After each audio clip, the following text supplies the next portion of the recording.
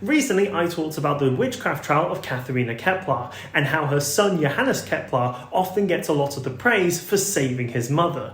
But one of the great ironies of this trial was that one of the pieces of evidence brought out against Katharina Kepler was something that had been written by Johannes himself. Let's talk about it. In 1608, Johannes Kepler wrote a science fiction story called Somnium, or The Dream.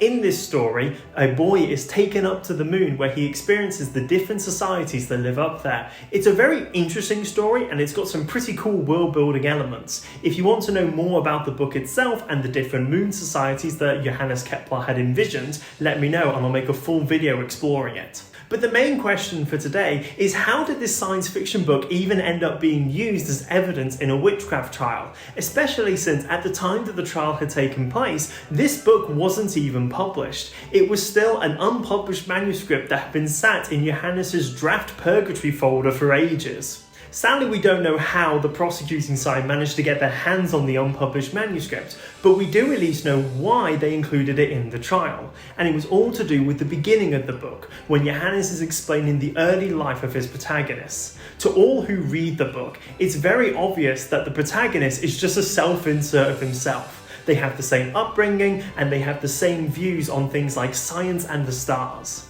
Once the backstory around the protagonist had been established, Johannes Kepler details how the boy goes to visit his mother, a wise old woman living in the village who was capable of summoning demons, and she summons a group of demons that takes him up to the moon to visit those strange societies. And so from the prosecution side, they argue that if the protagonist is the self-insert of Johannes Kepler, then this wise old woman has to be his mother, Katharina Kepler. And if she can summon demons in the story, then she can also summon them in real life. And that's the argument they put forward.